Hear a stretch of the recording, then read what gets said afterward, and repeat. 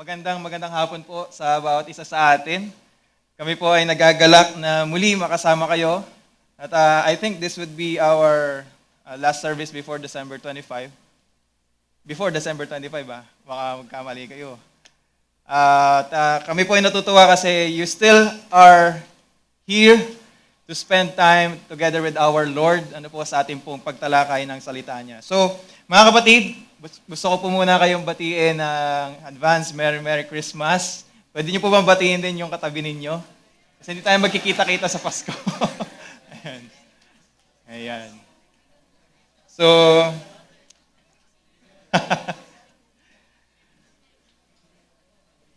sobrang nakakagalak po na makita ang bawat isa muli. At ngayon po, lubos po rin kami nagpapasalamat sa ating Diyos. So, mapapansin niyo po, laging puro pasasalamat yung umpisa natin.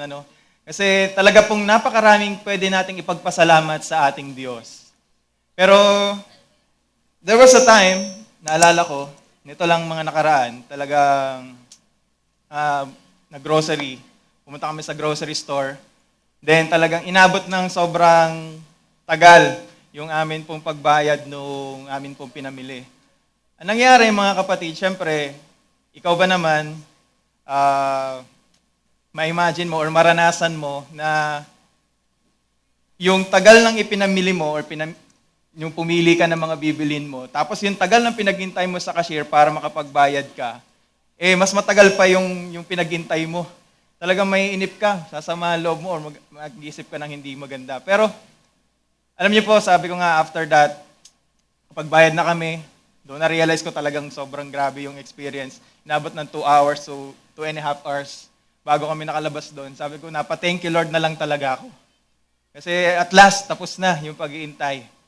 So, ako nga, kung ako man, naranasan ko ng ganun. Pero, I was reminded by God during that time. And lalo ngayon, na naging malinaw sa akin, no? Na talagang minsan, tayong mga tao, nagpapasalamat lamang tayo kapag meron ng magandang nangyari sa buhay natin. Pero alam niyo mga kapatid, I was convicted by God. Binigyan niya ako ng kaisipan na buti ka nga ang nirereklamo mo lang yung pag-aantay sa pila para makapagbayad ka. Samantalang yung iba, marahil ngayong Pasko, wala silang Noche Buena. Marahil yung iba ngayong Pasko, hindi kumpleto yung kanilang pamilya. Marahil ngayong Pasko, hindi maganda yung kanilang pakiramdam kasi may sakit sila. Pero ikaw na nasa kumpletong kalagayan, yan lang. Diba? So, ako talaga, during that time, naisip ko, sobrang blessed ng bawat isa sa atin. At totoo, yung mga napakinggan natin last time, napakaganda nun. Tuwing pa lang tatanungin tayo, napakaganda sigurong response nun. Na tuwing tatanungin tayo ng ating mga kapatid, kamusta tayo? Kagaya ng napakinggan ko last time. Pag ang sagot daw, dapat ganito. No? Eto, kapatid, I am getting more than what I deserve. Because we all know that we don't deserve anything. Kaya talagang kung titingnan mo lahat ng meron ka sa buhay mo, yan ay dapat mong ipagpasalamat sa ating Diyos. Can you agree, mga kapatid? Do you agree that lahat ng meron kayo ngayon, at lahat ng mga wala kayo ngayon, pwede niyong ipagpasalamat sa ating Panginoon? Kahit yung mga bagay na naiintindihan ninyo, at yung mga bagay na hindi nyo naiintindihan sa buhay ninyo, pwede niyong ipagpasalamat sa ating Panginoon. Well, I do know one thing, that your faith is connected to your thanksgiving. Yung pagpapasalamat mo, it is related to the faith that you have.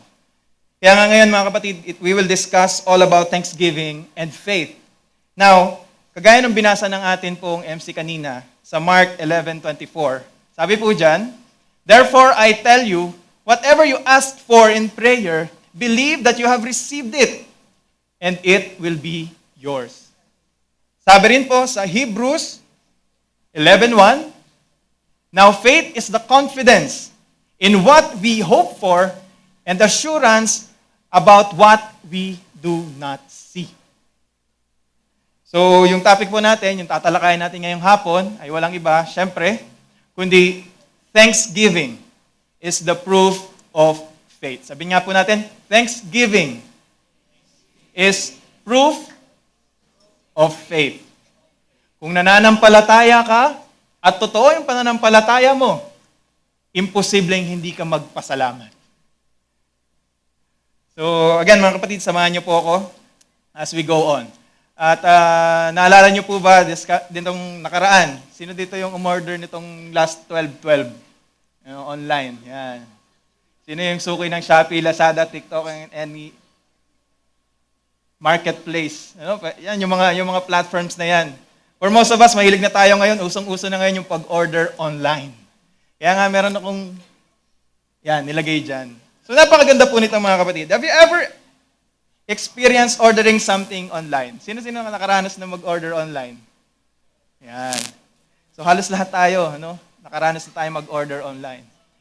Naramdaman nyo ba nung nag-place kayo ng order, nagkaroon ba kayo ng pakiramdam na parang yung bagay na binili mo, or nabili mo, or nabayaran mo, ay inisip mo na talagang sayo na? Siyempre, pag binayaran mo, ang isipin mo niyan, sayo na yan.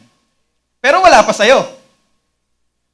Binayaran mo siya, nandun pa siya sa seller, pero naniniwala ka na yung bagay na yon ay sayo na. So, napakaganda mga kapatid. Ewan ko lang kung nakikita nyo dyan. Sabi dyan, meron dyan sa taas, order placed.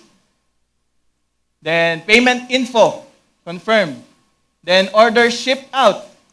Order received and order rated. Alam niyo po, mga kapatid, I was amazed because God really revealed something, no?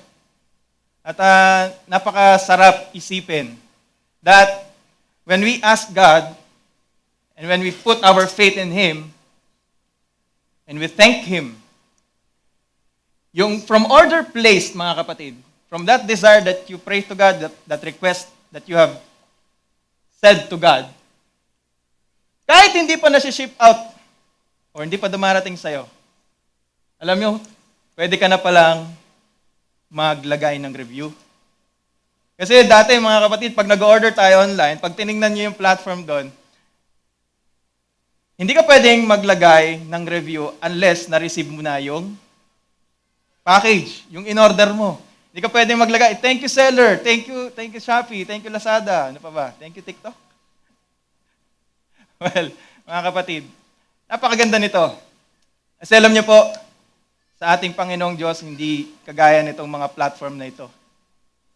When you put your faith in God and you ask Him in prayer, you can thank Him before even receiving what you have requested. Naniniwala po ba kayo na pwede nyo nang pasalamatan yung Diyos kahit hindi nyo pa nare-receive yung bagay na inyong ipinanalangin? Mga kapatid, napakaganda. Tingnan natin tong resibong ito, mga kapatid. Minsan ba, have you ever said thank you to the seller for something that is not yet in your hands? Nakakatuwa nga kasi when we order something online, we have received the receipt. And then, that's the time na we can say thank you bago pa dumating. Pero bakit nga ba ganun? Kasi yung resibong ito yung patunay, no? Ito yung patunay na yung purchase ay nagawa na. This receipt is your faith. Double lang yung H. Sa sobrang thanksgiving, nagdoble na yung H. Sa sobrang pasalamat niya, sa sobrang excited niya, nagdoble na yung H. Sa thanksgiving. Pati, ano pa? Alam niyo mga kapatid, itong resibong ito, pag tinignan niyo yan, marirealize niyo na yung product na nasa seller pa, hindi pa dumarating sa inyo, ay sa inyo na. And this is your faith. Whatever you ask God, your faith tells you that you have already received it. Kahit wala pa sa kamay mo. And even before receiving it, you can have this response of thanksgiving to Him. So, alam niyo po mga kapatid, napakaganda. Kasi Thanksgiving, as we know it, doesn't wait for delivery. Kasi minsan, sabi nga natin kanina, saka lang tayo nagpapasalamat kapag na-receive na natin yung mga bagay na pinanalangin natin or yung mga magagandang bagay na nangyari sa buhay natin. Pero ang katotohanan po, sa kaharian ng Diyos, you can thank God even before the delivery happens. Pwede ka na magpasalamat sa Diyos. You can thank Him.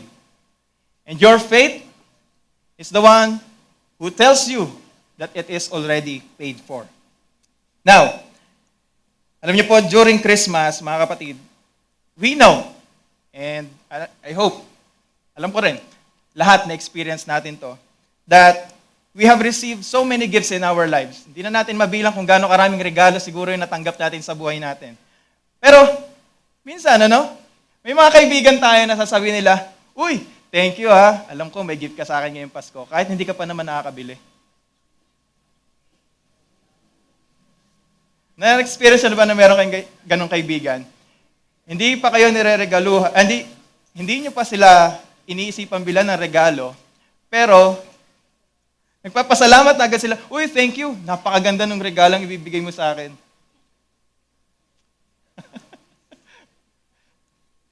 Tayo mga kapatid, minsan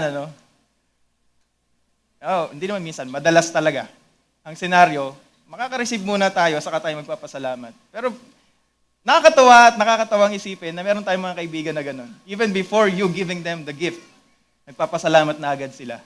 Na para bang hindi ko alam kung nagpapasalamat talaga sila kasi iniisip nilang maaalala mo sila o sinabi lang nila yon para ma-pressure kang bigyan mo sila ng regalo. Parang nagpaparinig. Pero alam niyo po mga kapatid, God is so good. God is so good. Because in God's kingdom, sa kaharian ng ating Panginoong Diyos, alam niyo po yung Thanksgiving, it works the other way around.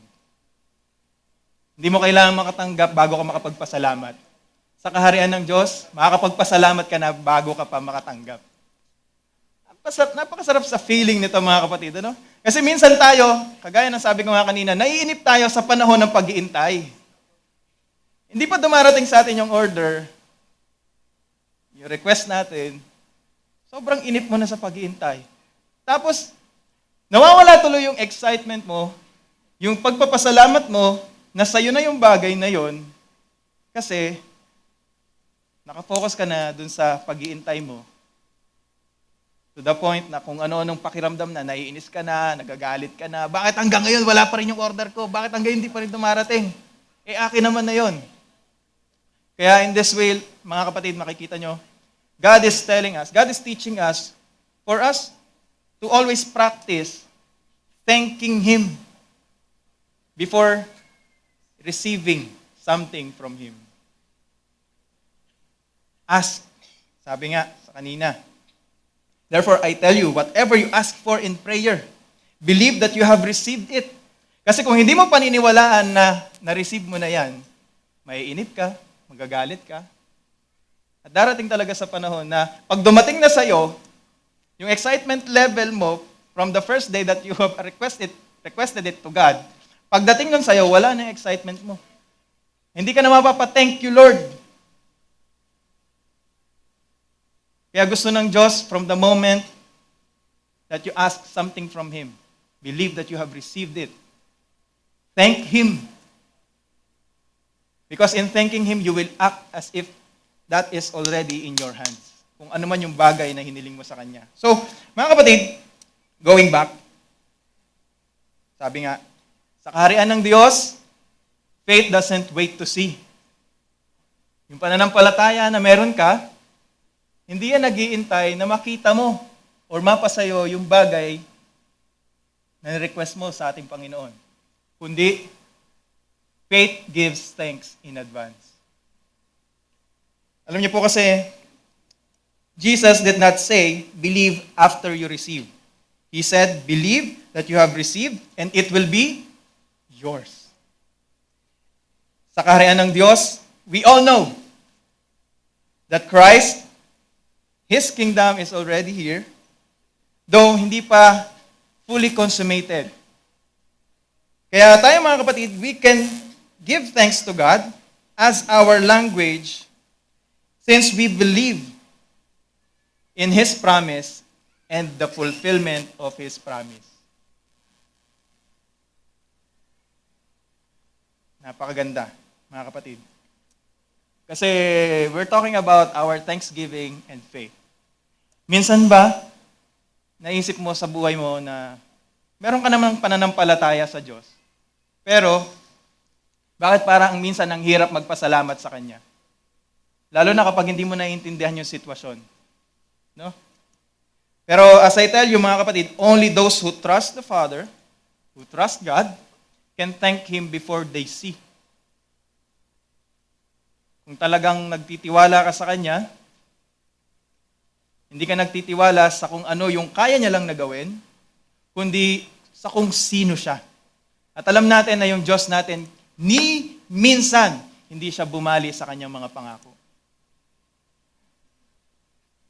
Wala pa akong narinig at I don't think makakarinig ako ng isang mananampalataya, totoong mananampalataya na magsasabi na si Lord, yung pangako niya, napako. Actually, maybe it's true. Kasi yung pinangako niya, yung promise son niya, siya yung napako dun sa krus. Yun lang yung pangako ng ating Panginoong Hesukristo na napako. At hindi yon something na magde-degrade sa Kanya. It's something that glorifies God even more. That's why we are now talking about ano ba yung ginawa ng ating Panginoon. This Christmas season. Wow. Baka sabihin nyo, si Father Vince naman Christmas tayo ngayon, dapat kapanganakan ni Jesus Christ. Bakit sinama mo yung kamatayan ni Jesus Christ? Well, mga kapatid, that is part of God's promise. Nang binigay niya sa atin yung kanyang bugtong na anak, it's part of God's promise to us. That promise of redemption. Kaya mga kapatid, ngayon, as I tell you, I have this 3 points lang. Tatlong importanteng bagay lang gusto ko ibahagi sa inyo. Number 1, sabi dyan, thanksgiving flows from kingdom faith, not circumstance. Alam niyo po kasi mga kapatid, marami sa atin, we believe na yung faith na meron tayo is just positive thinking. Na ngayon, nasa masamang sitwasyon tayo or pangit na sitwasyon, tapos darating yung panahon, by chance, by chance. Maring may magandang magbago or may magandang mangyari sa hinaharap. Kumbaga yung faith natin is naka-base, may faith nga tayong tinatawag, pero naka-base sa tsansa. That randomly, baka something appears. Something good appears, something good happens. Pero alam niyo po yung tinatawag na totoong faith is not optimism. Hindi yan positive thinking lang. Faith is your confidence in God and what He can do, who He is, and what His promises are. There is certainty, mga kapatid, mayroong kaibahan Maaring nag-iisip ka na maganda, or maaring nag-iisip ka na mayroong magandang mangyayari by chance. Pero yung tinatawag na faith sa Biblia is that certainty that you know of who God is at kung ano yung kaya niyang gawin sa buhay mo. And it's something napaka-solid na pundasyon para pasalamatan mo yung ating Diyos.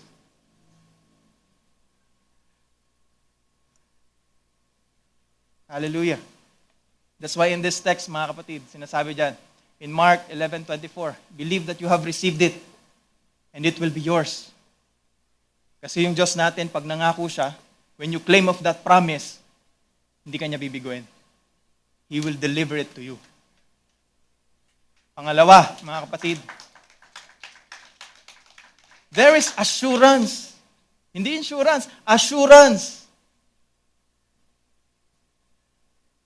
of things that you have hoped for.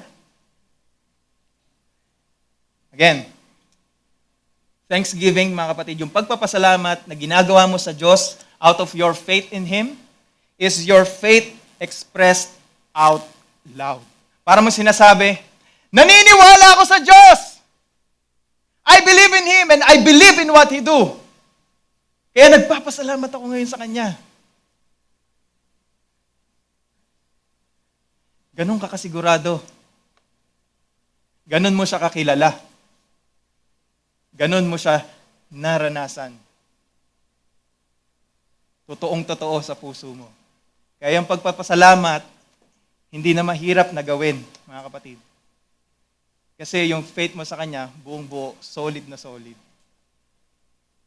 Now, sabi ko sa inyo, mga kapatid, thanksgiving is kingdom faith expressed out loud. Bakit nga ba ito expressed out loud? Ulitin ko.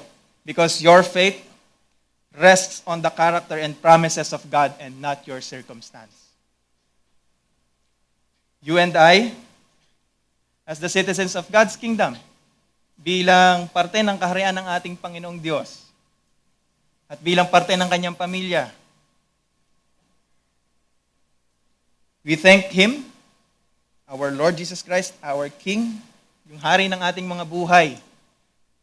Kasi nagtitiwala tayo sa authority na meron siya at sa integrity na meron siya. We know that when He speaks, ginagawa niya. I tell you mga kapatid, that in Romans 4:20-21,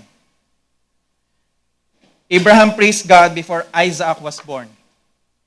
He trusts God's promise despite the impossibility. Sabi diyan, yet he did not waver through unbelief regarding the promise of God.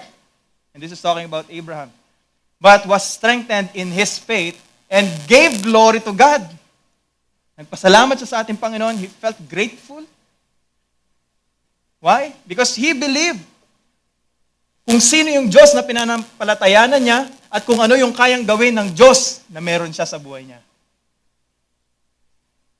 Being fully persuaded, buong buo, certain, tiyak na tiyak sa buhay niya, that God had the power to do what He had promised. Kaya minsan mga kapatid, ang hirap magpasalamat kasi punong-puno ka ng duda kung mangyayari ba talaga. Pero this time, God is giving us His own word. That when He promises something, He delivers it. Tayo lang naman mga tao, yung pag nangako napapako Hindi natutuloy. Sabi nga, pinangakuan ka na, gusto mo pang tuparin. Yan tayo Pero glory to God mga kapatid. Your thanksgiving strengthens faith when circumstances contradict God's word. Kahit hindi mo nakikita na nangyayari yung pangako ng Diyos sa ngayon, sa sitwasyon na meron ka, nagpapasalamat ka pa rin sa Kanya kasi alam mo kung sino siya. At alam mo kung ano yung kaya niyang gawin.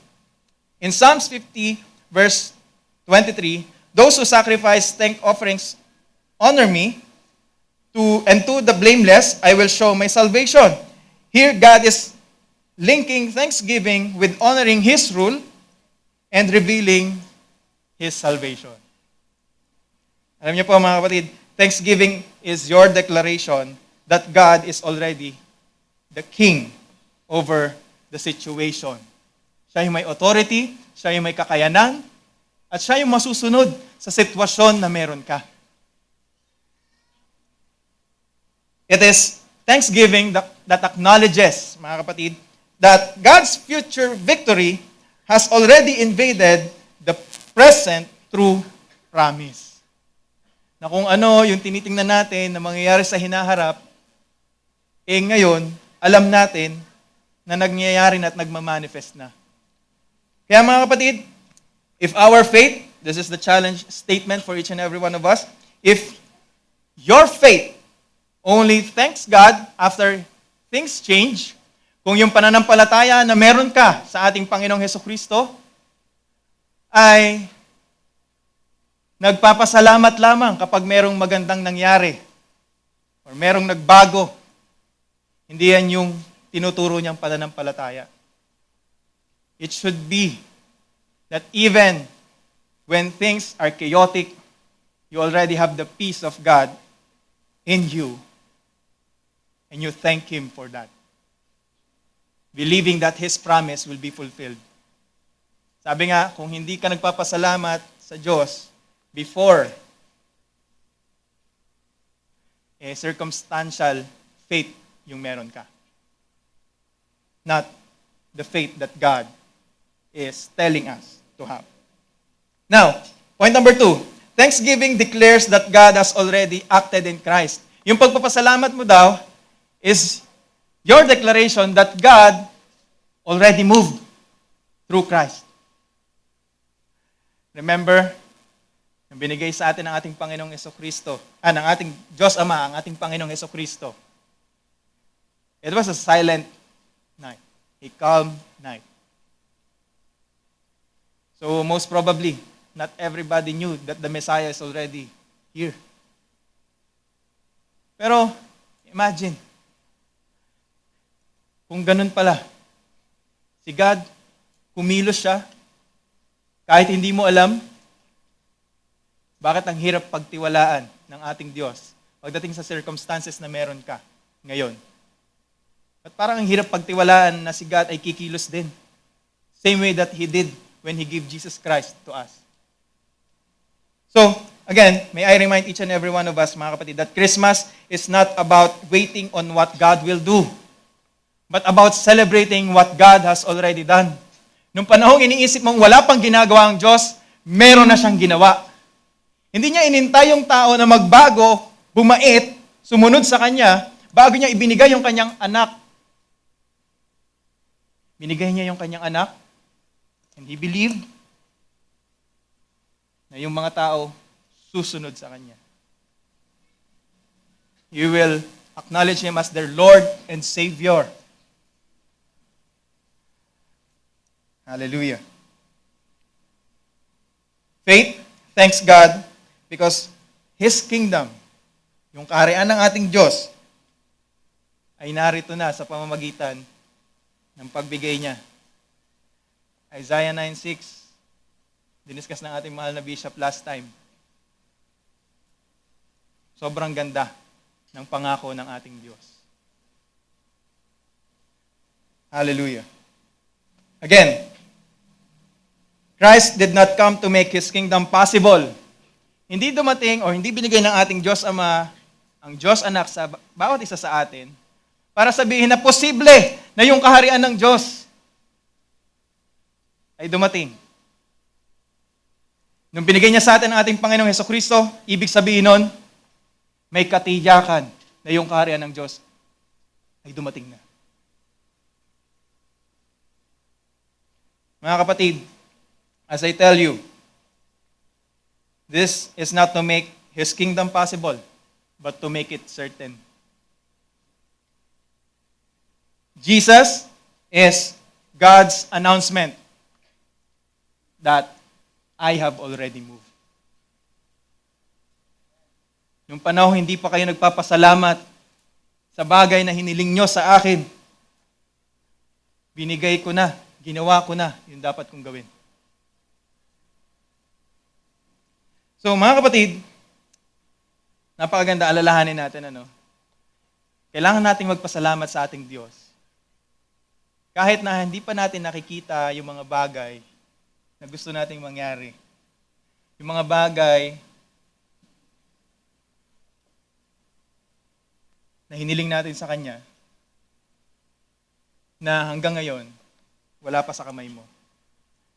Naalala ko nga po yung sa Luke, chapter 1, verse 35 to 56. This was the event na kung saan si Elizabeth at si Mary ay nagkatagpo. Actually, pinuntahan ni Mary si Elizabeth, and she greeted her. Binati niya. Basahin niyo po, masyadong mahaba yung itong verse na to. Yung discussion natin dito. Pero napakaganda ng tagpong ito, mga kapatid. When Mary greeted Elizabeth, do you know what happened? Parehas silang Do you know what happened?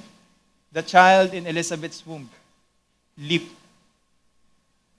Kahit yung bata na nasa sinapupunan, which is John, nung malaman niya na nariyan na si Jesus, hindi pa sila nagkakilala, hindi pa sila nagkita, hindi pa sila nagkadaupang palad, nagalak na agad siya. And even Mary, even Elizabeth, they were filled with thanksgiving to God. Alam niyo po, this time, I hope I have, siguro separate na lang natin na discussion to. Pero, this is a very good example, mga kapatid. Did you know that Elizabeth rejoiced because she believed God's promise? Naniwala siya sa pangako ng Diyos. And Mary gave thanks because she knew that the king had come. Basahin niyo po yan, Luke 1 verse 35 to 56, and you will be amazed. Yung tagpong yan, sobrang ganda ng nangyari. Sobrang lalim ng ibig sabihin. So now, mga kapatid, sa separate discussion natin yan, may i-ready akong topic for that. Then, now let's proceed to John 1:14. Ayan. Sabi dyan, the Word became flesh and made His dwelling among us. We have seen His glory, the glory of the one and only Son, who came from the Father, full of grace and truth. Christmas is God entering human history to establish His reign, to save the people and for them to be redeemed.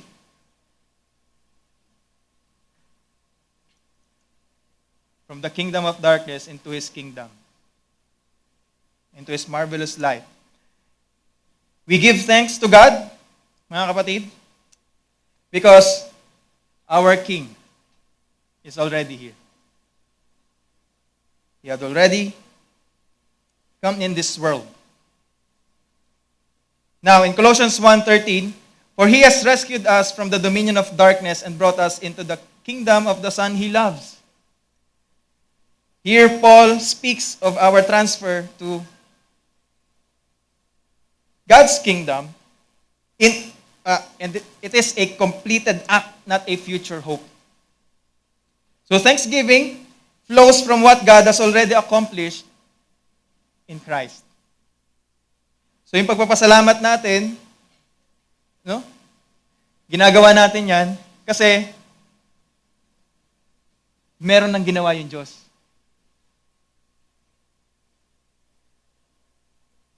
Kahit hindi pa natin yan nakikita. Kumilos na yung Diyos. He responded. Again, may I remind you, mga kapatid, thank God not just because you feel saved, but because our Lord Jesus Christ, our King, has already established His rule here on earth. You don't thank God just because you are saved. You thank Him because you are now part of His kingdom. You are part of His family. You are redeemed by God. Jesus Christ is the ultimate proof that God keeps His word. Kung titingnan nyo yung ating Panginoong Hesukristo, siya yung patunay na yung ating Diyos, tumutupad siya sa Kanyang pangako. Kaya yung faith mo sa Kanya hindi dapat nagda-doubt. Hindi nakabase sa chances. Kundi nakabase sa kung sino siya at sa kung ano yung kaya niyang gawin. Kaya magiging madali para sa'yo na magpasalamat sa Kanya kung kilala mo siya at alam mo kung ano yung capabilities na meron yung ating Diyos. Again, Jesus Christ is the ultimate proof that God keeps His word. And when you put your faith in Him, it would not be in vain. You would not be disappointed. You will not be dismayed. Now, ang tanong, mga kapatid, why still some of us struggling to thank God? Bakit hanggang ngayon parang ang hirap magpasalamat sa ating Diyos? Well, let this question help you. if you struggle to thank God, marahil, baka nakalimutan mo kung ano yung ginawa niya. What He has already done in Christ. Kaya let's always remember what Christ did for you and for me. Lagi nating alalahanin, sa araw-araw ng ating buhay, ano ba yung ginawa ng ating Panginoong Jesucristo para sa atin? Point number 3, mga kapatid. Our thanksgiving is how you and I, as kingdom citizens, bilang parte ng kaharian ng ating Diyos, bilang parte ng kanyang pamilya, bilang sons and daughters and co-heirs of Christ, we live between the promise and the fulfillment.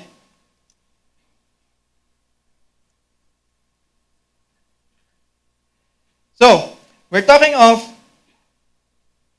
God's reign as our King. We're stuck in the tension with what is already done, but not yet unfolding, or fully unfolding.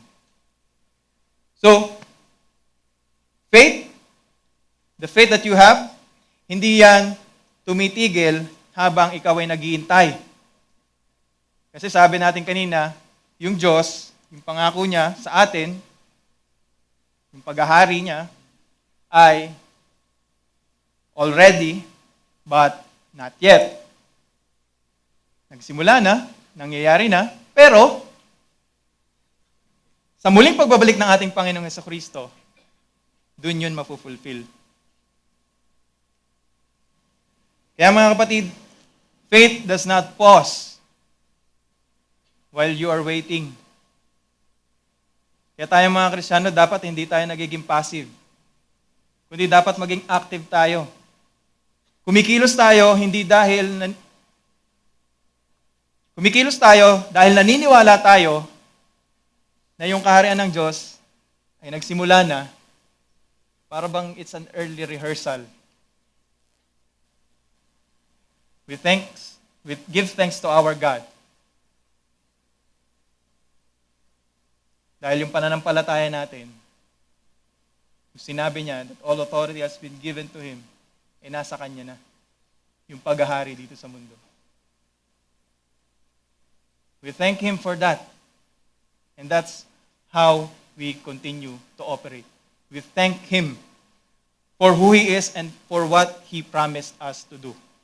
So, we all know na yung kaharian ng ating Panginoong Jesucristo was inaugurated through our Lord Jesus Christ and will be consummated at His return. Now, yung pagpapasalamat is our posture that says that we trust our Lord Jesus Christ habang naghihintay tayo sa Kanyang muling pagbabalik. Pasalamatan natin ang ating Diyos. Kasi we know that God already moved, and by the time that our Jesus Christ is second coming, that's the time that the full restoration will happen. Mga kapatid, don't be anxious about anything, but in every situation, by prayer and petition, with your thanksgiving, present your request to God. This is what it says in Philippians 4:6. Now here, as I tell you, Paul is instructing the believers to give thanks while praying. Alam niyo po, sino dito nananalangin?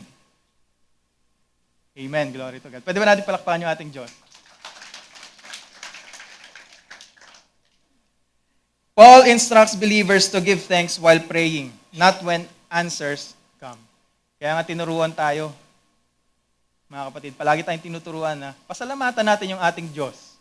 Lalo na kapag tayo nananalangin, or kahit di tayo nananalangin, pasalamatan natin siya. But here, Paul is saying that while praying, hindi after praying, but while praying. Alam niyo po ba the purpose of prayer? Alam niyo po ba yung purpose ng prayer? It's not just for you to ask God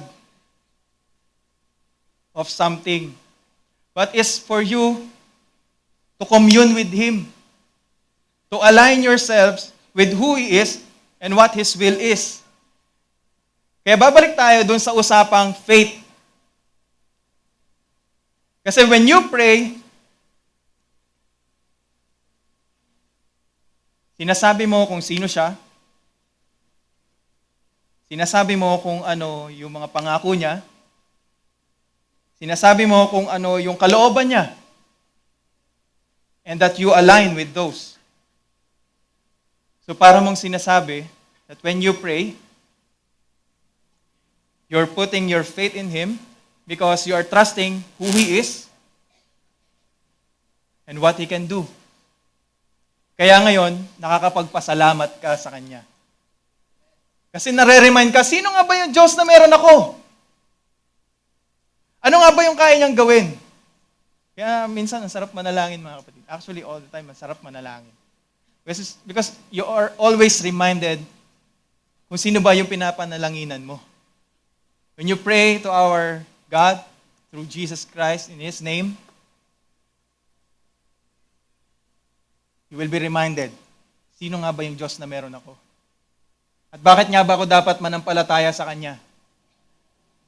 Bakit nga ba ako dapat maniwala na yung sitwasyon ko, siya yung may hawak, siya yung may control, at kaya niyang gawing lahat sang-ayon sa Kanyang kalooban. And we know that God never wanted for you and for me something that is bad. Ang gusto niya lagi para sa'yo ay yung best. Kaya hindi ka magdududa. Imposible na hindi ka magpasalamat sa Kanya. Kung talagang nananampalataya ka sa Kanya, yung pagpapasalamat sa'yo, hindi ka mag-struggle. Napakadali. Napakadaling magpasalamat sa Diyos. Kahit hindi mo naiintindihan yung sitwasyon, kahit hindi mo nakikita yung mga bagay-bagay, kahit sinabi niya tapos hindi mo pa nakikita ang nangyayari sa buhay mo, mapapasalamatan mo siya.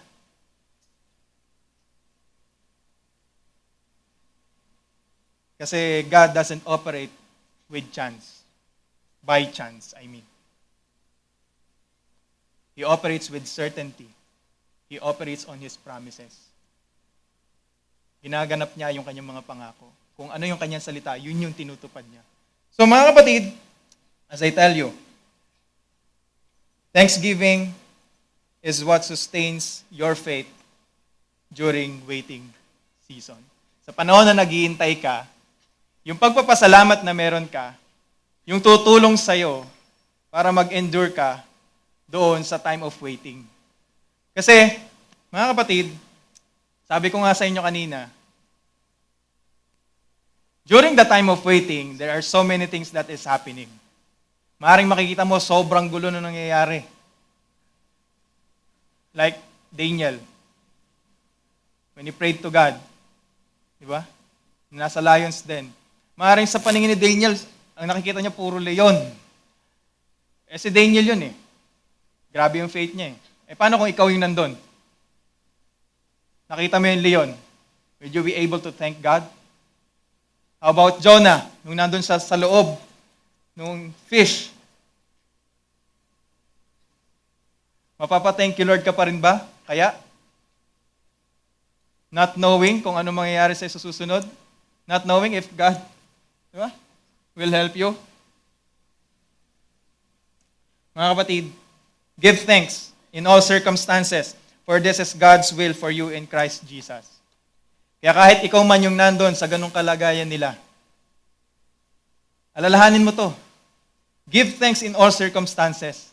Not in good circumstances, not in the best circumstances only, but in all circumstances. It includes the good and the bad. This is what it says in 1 Thessalonians 5:18. Now, this is written to a persecuted church who are living under pressure. Pero again, ito yung message sa kanila. Give thanks. Imaginein mo, pinapersecute ka na, magpapasalamat ka pa. Lord, thank you, Lord, nasasaktan ako ngayon. Lord, thank you, Lord, pinapersecute ako. Wow. Sabi nga natin, your faith should not be dependent on the circumstances. It should depend on who God is and what He can do. And we know for all the story in the Bible that God has this history of delivering His people from those situations. Napatunayan na natin yan. Napakaraming storya sa Biblia that God rescues us from a situation that is very devastating. Hallelujah. In Hebrews 13:15 says, through Jesus, therefore, let us continually offer to God a sacrifice of praise, the fruit of lips that openly profess His name. Praise here is called a sacrifice because it costs something in hardship. Kaya kung time na ikaw ay nahihirapan, purihin mo yung Diyos, pasalamatan mo siya. Because that can be your way of saying, Lord, even though I have nothing, essentially, I still have this life. And I will commit this to you. I will praise you. Kung ano man yung plano mo sa buhay ko, Lord, ipagpapasalamat ko. Kung hanggang dito na lang yung buhay ko, Lord, I will still thank you. Why? Because you know, you and I know that God is faithful and He deserves all the thanksgiving that you can give. He deserves your thank you. Actually, He deserves more than your thank you. Kaya yung thank you mo, it's a little way of you saying, Lord, I appreciate what you are doing. Again, may I ask you this? If you struggle with thanking God, hanggang ngayon, dalawa lang yan. Maaaring nagdududa ka sa pangako niya, o nagdududa ka, natuto pa rin niya yung kanyang pangako. So, alin ka doon? Sana wala tayo dyan. Sana parehas, mga kapatid, yung ating pananampalataya, ang ating pinaniniwalaan natin kung sino yung Diyos, unang-una, ano yung pangako niya, at pinaniniwalaan din natin, natuto pa rin niya lahat ng pangako niya. Kasi minsan may mga tao na they believe His promise, but during the season of waiting, hindi sila naniniwala o hindi sila convinced, natuto pa rin ng Diyos yung pangako niya. Kasi hindi nila nakikita na aayos yung sitwasyon. Pero sabi ng Diyos, believe in my promise. Believe in who I am. How many of us believe that our God is all-knowing? That our God is all-powerful? Kaya walang imposible sa Kanya, mga kapatid. Never once siyang sumira sa Kanyang pangako. And never will be. Again, don't doubt His promise. Don't doubt the fulfillment of His promise. Trust in Him, in who He is, and what He can do. Now, sabay-sabay po natin. Sana let's proclaim this. This is our final proclamation. Pwede po ba sabay-sabay natin basahin? Jesus is proof that God keeps His promises. When you look at Jesus, you will always be reminded that God keeps His promises. He is the heal. Diba? Napakarami. Messianic prophecy in the Bible. Kinata natin kanina. All the laws and the prophets. Jesus Christ is that came to abolish the law, but to fulfill it. Jesus is the reason faith gives thanks. Sabay-sabay tayo. Jesus is the reason faith gives thanks. Kaya yung pananampalataya na meron ka ay kayang magpasalamat, it's because of our Lord Jesus Christ. Hallelujah. Number 3, sabihin natin to. Jesus is the King who came, who reigns now, and who will return. Can we clap our hands to our God? Alam niyo po, last year, kung hindi ako nagkakamali, naisama ko rin sa preaching ko ito. And hindi ako magsasawang i-remind ang bawat isa sa atin of this. That this Christmas season is Christmas season.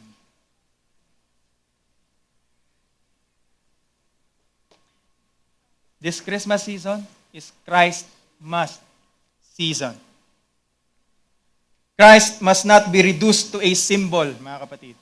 Hindi dapat natin siya nire-reduce sa bilang simbolo lang nitong Pasko. Kundi dapat siya yung ine-enthrone natin. Siya yung pinapupurihan natin, siya yung ine-exalt natin, mga kapatid, this season. This is not a season just to admire Jesus. It is a season to submit to Him. Kaya ako po sinasabi to kasi syempre mag-iwalay tayo sa Pasko. I don't know what would happen in your gatherings. Pero sana may you be reminded of this, that this Christmas season is a Christ must season. And you must enthrone Him, and this should be the best time to start submitting to Him. Kung hindi mo pa nasasabit yung sarili mo sa Kanya, submit it to Him. This is not about celebration without surrender. It's about coronation. And I tell you, Christ must be King. Kulang lang ng biyan. Pero kompleto yan. Naniniwala akong kompleto yan. Matatanda niya ng kompleto. Christ must be King. It's not a symbolic King. Hindi siya yung hari ng buhay mo. Bilang isang simbolo lang, no? Hindi rin siya seasonal king.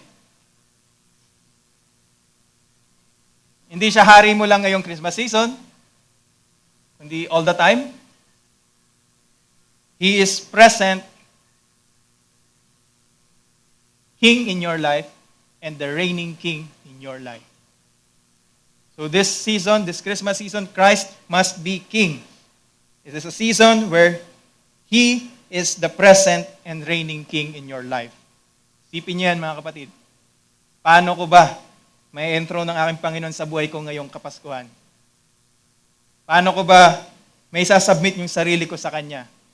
Paano ko ba siya may makokoronahan, magkakaroon ng coronation sa hari ng buhay ko ngayong Christmas season and all throughout my life? Siyempre, hindi lang natatapos dyan. Christ must be king in your life, and Christ must reign. Ayun, nagkapalit. Doon pala napunta yung sabi ko sa inyo, kompleto yan eh. Lumipat lang. Christ must reign. Where? Saan dapat siya maghari? In our hearts. Saan pa? In our homes. Saan pa? In this church. Pwede ba natin nahayaan ang ating Panginoong maghari sa puso natin? Pwede rin ba maghari ang ating Panginoong Hesukristo sa ating mga tahanan? Okay lang din ba na maghari ang ating Panginoong Hesukristo dito sa ating simbahan? Pero syempre, sabi sa atin ng ating Diyos, ang pangako niya, ito yung mission natin eh. Binigay niya sa atin to. That He must reign over the nations. Mag-uumpisa sa puso mo yung paghahari niya, hanggang sa umabot sa tahanan mo, hanggang sa umabot sa community na ito. This church, His church. Hanggang lahat ng dako ng mundo, pagharian ng ating Panginoong Hesukristo. He is the King of kings, and He is the King of all nations. Thank you, Pastor. Can we clap our hands to our King, to our God, our one and only Jesus Christ? Again, as I tell you mga kapatid, Christmas is not just God visiting humanity. Hindi lang yung basta binisita tayo ng ating Diyos, binisita tayo ng ating Panginoong Hesukristo, but it is our Lord Jesus Christ reclaiming His dominion here on earth. And this season does not ask whether we welcome Christ or not. Hindi ito yung season lang na, sige, Lord, ngayong season na to, welcome ka sa bahay namin, welcome ka sa buhay ko, sa pamilya ko.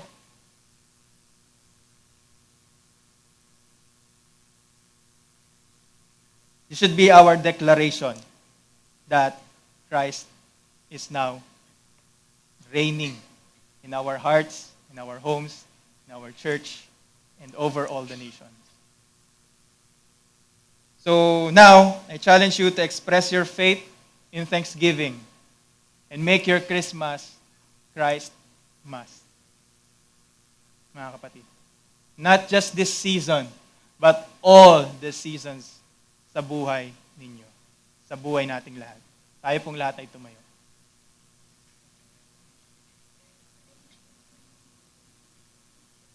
Hallelujah.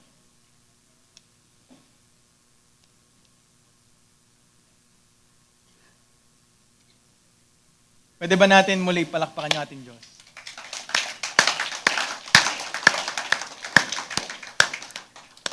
Alam niyo po, kulang talaga yung mga salita. Kulang din yung mga awitin para tapatan lahat ng bagay na dapat nating ipagpasalamat sa ating Diyos. Pero sa munting paraan na meron tayo, sa munting paraan na alam natin, let's give thanks to God.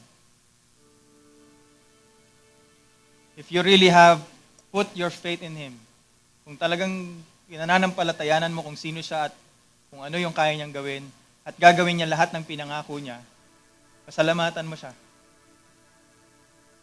I will give you some time to talk to Him, thank Him. Ano ba yung mga bagay na pinagpapasalamat mo sa Kanya? Mga bagay na alam mo na tungkol sa Kanya na nangyari sa buhay mo at tinupad niya. Mga bagay na sinabi niya na talagang ginawa niya. Mga kapatid, let's bow our heads. Let's thank our God. Let's reflect how good our God is.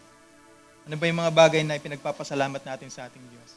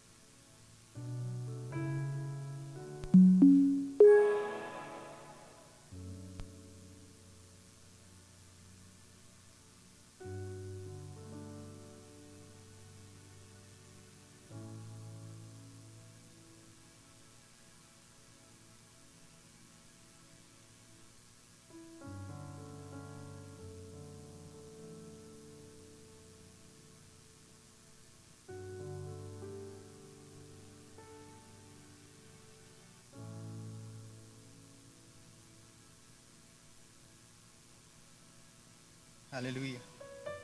Ngayon mga kapatid, ninanyayaan ko po kayo to join me in prayer. Let's thank God. Salamatan natin yung ating Diyos. Let's celebrate our Lord Jesus Christ, our Savior, our Master, our King, our one and only. Hallelujah. Mapagpala naming Ama, Diyos, karapat-dapat sa lahat ng papuri. Aming Diyos, na dapat maluwalhati.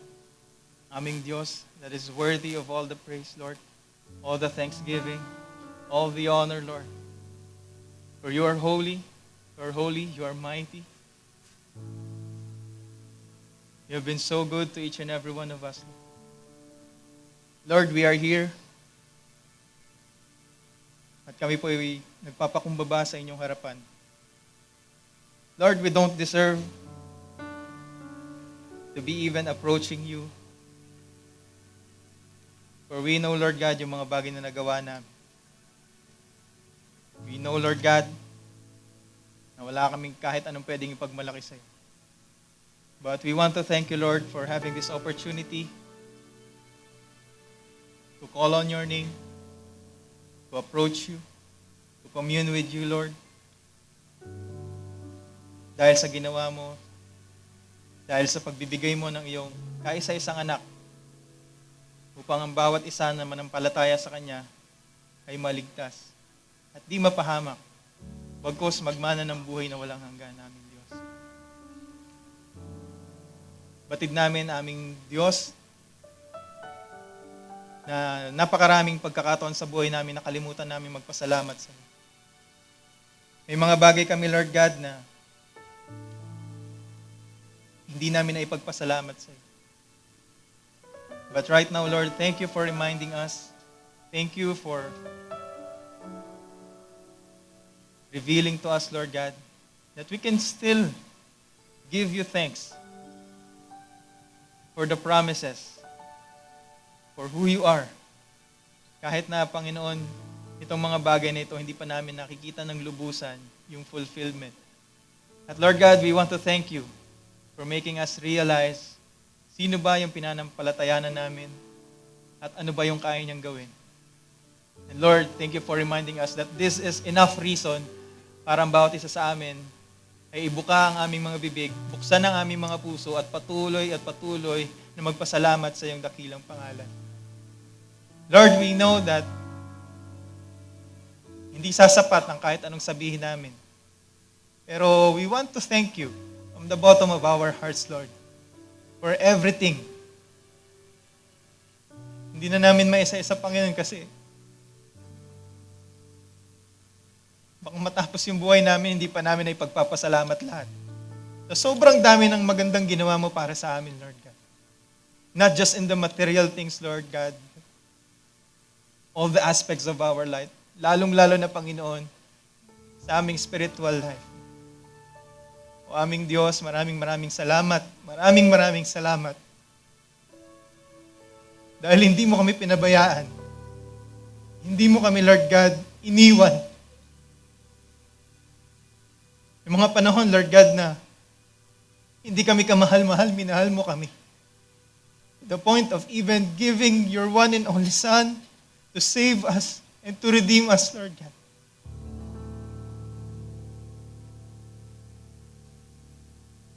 We don't know, Lord. We don't know kung saan kami pupulutin kung hindi mo ginawa yun. Lunos-lunos ang kalagayan ng bawat isa sa amin, Panginoon. Sa mga panahon, hindi ka pa namin nakikilala. Pero kami lubos na nagpapasalamat aming Diyos kasi tuluyan kang naihayag sa aming mga buhay. Nakilala ka namin. Hindi ka lang namin basta nakilala, kundi nakasama, naranasan. Kaya, O Diyos, sino ba kami para?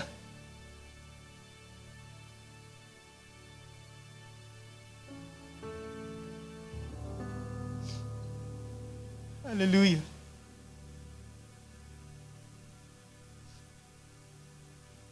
Aming Diyos, buong puso po kami nagpapasalamat. Because we are getting more than what we deserve. We don't deserve anything, Lord, but ganun ka kabuti. You give to the undeserving. You love the undeserving. You care for the undeserving. You provide for the undeserving. Lord, maraming salamat po. Yung mga buhay po namin, maaring kung hindi namin pinagkatiwala sa iyo, maaring humantong ito sa isang pangit na sitwasyon. Maaring yung buhay na meron kami ngayon, Lord God, ay hindi namin nararanasan. Marahil yung katayuan na meron kami, Lord God, hindi rin namin kayang tayuan.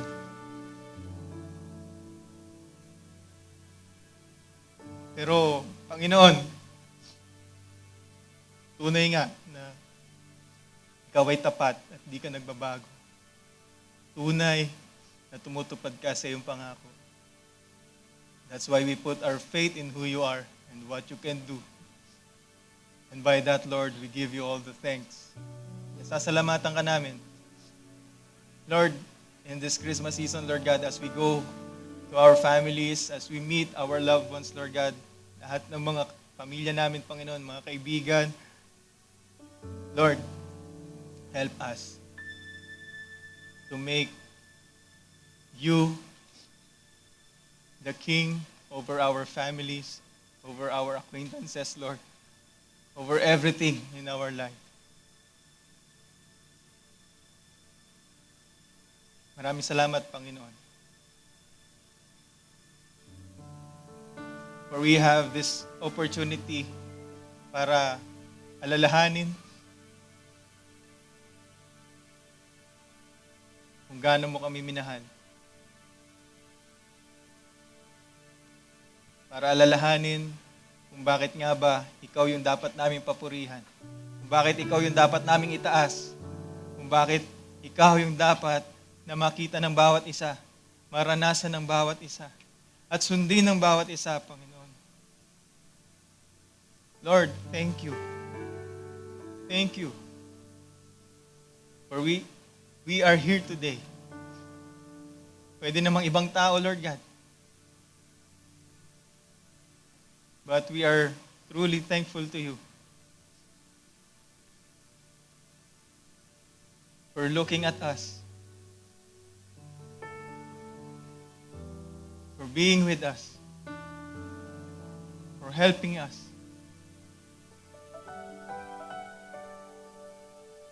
Lord,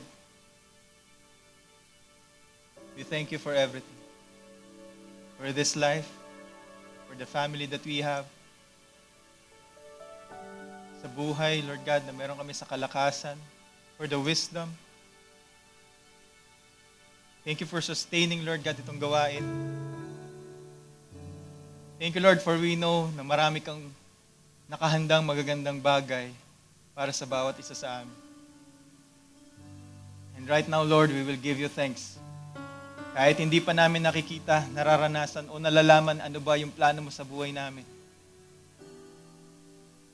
Patuloy kaming magnanangan sa iyo. Patuloy kaming magpapasalamat sa iyo, Panginoon.